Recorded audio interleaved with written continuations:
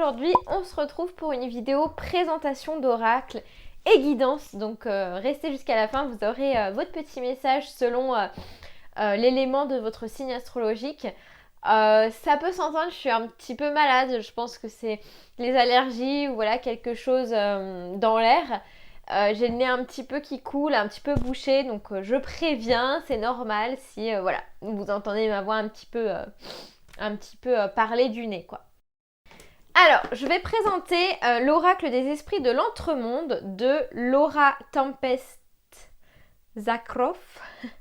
Alors, le nom, j'ai pas non plus envie de dire n'importe quoi, mais c'est cet oracle que je vais vous montrer. Je vais vous montrer les illustrations, on va regarder aussi le petit livret. Bref, on va tout détailler pour voir un petit peu à quoi il ressemble cet oracle. Et puis à la fin, vous aurez la guidance selon votre signe astro. Donc voilà l'oracle avec la petite illustration trop chou. Au niveau du petit livret, donc le petit livret il se présente comme ça. Donc les couleurs sont quand même pas mal différentes de la couverture, mais voilà, ça reste un peu dans le même esprit. Et au niveau des illustrations dans le livret, tout est en couleur. Donc je trouve que ça rend toujours mieux quand même d'avoir des illustrations comme ça en couleur dans le livret. Il y a même un petit peu de couleur sur la partie écrite, je vais vous montrer. Et il y a une partie aussi avec des notes comme ça où on peut noter voilà, des choses qui nous viennent en tête quand on lit la description de la carte. Au niveau des messages, les messages ils correspondent à peu près à une demi-page comme ça, enfin une page entière avec un petit texte ici. Les messages sont quand même pas mal clairs, je vous laisse peut-être lire un petit peu. Alors il y a une petite description de qu'est-ce qu'est la carte et ensuite on a le message avec des petits points clés comme ça sur les messages qui correspondent à la carte. Au niveau du dos des cartes, donc le dos des cartes il est ultra méga coloré. Voilà un petit peu. Et ce que je vais vous montrer maintenant, c'est donc les illustrations. Donc je vais vous faire un petit tour des illustrations pour que vous voyez un petit peu voilà, quel est l'esprit de cet oracle-là et si ça vous parle à vous, quoi.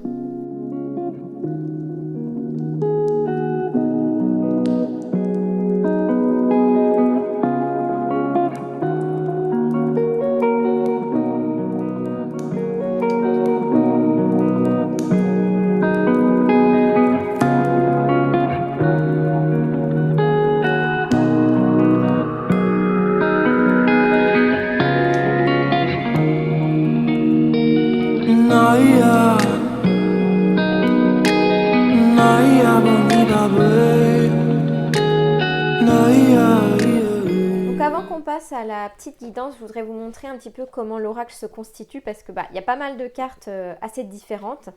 On a une partie au niveau des rites, donc environnement, inspiration, racines, temps. Au niveau des lieux, cimetière, désert, étoiles, forêt, grottes, océan. Au niveau des arbres, bouleau, cèdre, chêne, frêne, noyer. Au niveau des herbes, je vous laisse un petit peu regarder aussi. Au niveau des animaux, donc créatures à écailles, ici avec crapaud, escargot, poisson, etc. Créatures à ailes, avec abeilles, chouettes, etc. Créatures à fourrure et artefacts avec argile, cristal, fibre, métal et os. Et puis on termine par champignon qui est un peu, je pense, la carte hors de tout. C'est pour ça qu'elle est aussi mise en avant sur la couverture de l'oracle. Mais voilà, un petit peu pour que vous compreniez comment se constitue l'oracle, étant donné qu'il y a pas mal de... il y a des animaux, il y a des arbres, il y a des végétaux, il y a pas mal de choses. Donc voilà comment se constitue l'oracle. Donc, message pour les signes de feu, c'est-à-dire les béliers, les lions et les sagittaires. Donc, on va découvrir un petit peu ce que ça dit. On a la carte du cèdre. Alors, le cèdre, donc déjà, c'est un type d'arbre et il y a un message assez fort par rapport au courage, par rapport à la confiance en nous-mêmes et surtout par rapport au fait de se sentir bien ancré pour pouvoir affronter nos peurs, pour pouvoir même évoluer dans nos projets, etc. Donc là, avec cette carte-là, si tu es bélier, lion ou sagittaire, on te demande vraiment d'analyser tes fondations, et regarder si tu te sens assez forte, assez solide ou si tu te sens plutôt instable. On te demande vraiment de travailler sur ton ancrage pour pouvoir évoluer dans tes projets et te sentir la plus stable possible. Alors ensuite, on a le symbole d'eau, donc qui comprend les poissons, les cancers et les scorpions. Donc on va voir quel est le message pour les poissons, les cancers et les scorpions. Ça parle de papillon de nuit. Alors le papillon de nuit, il a un message par rapport à un changement, une transformation, à un besoin d'évoluer. Mais pour ça, du coup, ça passe par certaines choses. Enfin, il y a certaines choses qu'on va t'inviter à lâcher pour pouvoir justement être dans une phase de transformation et d'évolution et de changement. En plus de ce message de transformation, d'évolution et de changement, il y a aussi un message par rapport à la liberté. Peut-être ces derniers temps, tu as pu être un peu dans le contrôle ou en tout cas, tu ne te sentais pas forcément libre et avec le message du papillon de nuit, on t'invite vraiment à prendre beaucoup plus de risques.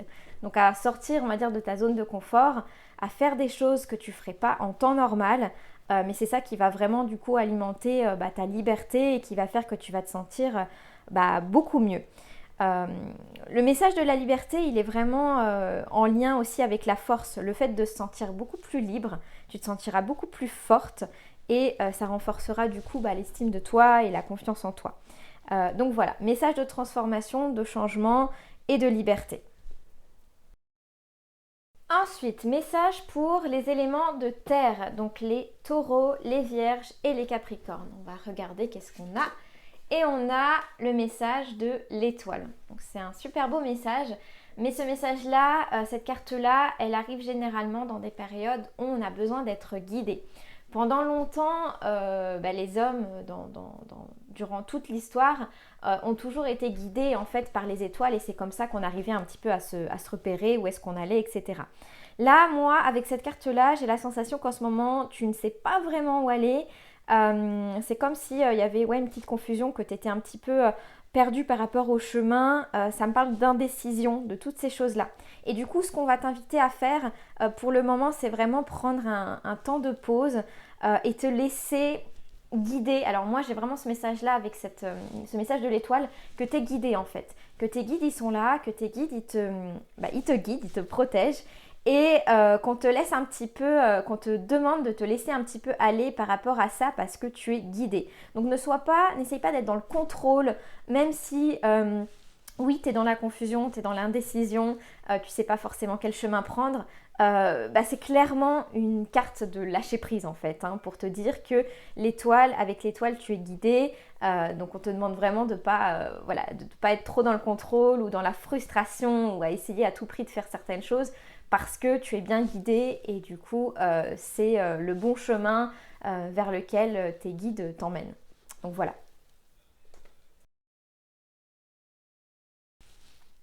Et enfin, on termine par les éléments d'air, donc les Verseaux, les Gémeaux et les Balances. Donc on va voir qu'est-ce qui sort. Oh, elle est belle cette carte, je l'adore. Alors, c'est la carte Belladone. Belladone, c'est une plante. Donc pour toutes les personnes qui se demanderaient qu'est-ce que c'est, à quoi ça correspond.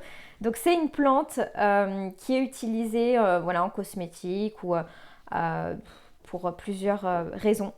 Si ça vous intéresse, je vous laisserai chercher un peu plus sur Google à quoi ça correspond exactement. Mais là, on va parler du coup du message. Qu'est-ce que ça veut dire le fait d'avoir reçu la Belladone donc pour les Verseaux, Gémeaux et Balances? Il y a un message assez fort par rapport à un besoin de protection. Alors, on te demande de peut-être faire un peu plus attention à ton environnement ou en tout cas à essayer de te protéger un peu plus parce que parfois tu peux avoir des énergies un peu négatives mais c'est pas forcément dû à toi ou voilà, c'est peut-être plus dû à ton environnement ou à certaines personnes que tu fréquentes. Donc on te demande vraiment de peut-être un peu plus te protéger et surtout donner aussi un petit peu moins aux autres parce que ça te puise, on va dire, au niveau énergétique. Il y a un autre message par rapport à la détermination et la vivacité. On te demande vraiment aussi de te connecter peut-être avec cette plante-là via soit visuellement, donc tu peux regarder cette plante ou même la voir auprès de toi. c'est une plante qui apporte généralement voilà, tout ce qui est détermination et se sentir aussi tout ce qui est vitalité, se sentir vraiment en forme, etc. Donc tu peux aussi te connecter du coup à toutes ces énergies-là de détermination pour pouvoir avancer dans tes projets tout en restant bien protégé par rapport aux énergies qui ne seraient pas les tiennes. Merci infiniment d'avoir regardé cette vidéo. J'espère que la guidance t'a parlé. N'hésite pas à me le dire en commentaire si le message t'a parlé et n'hésite pas, comme d'habitude, à t'abonner, à activer la cloche des notifications pour avoir une notification dès qu'une nouvelle vidéo sort.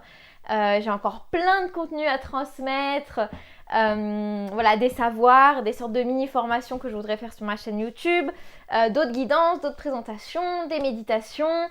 Bref, il y a encore plein de choses à faire, donc le meilleur moyen pour me soutenir, ça coûte 0 €, c'est juste de s'abonner, de liker, de commenter et si possible de partager. C'est ça qui va faire grandir la chaîne et qui fera que je pourrai donner toujours plus et plus et plus. Merci infiniment, à plus!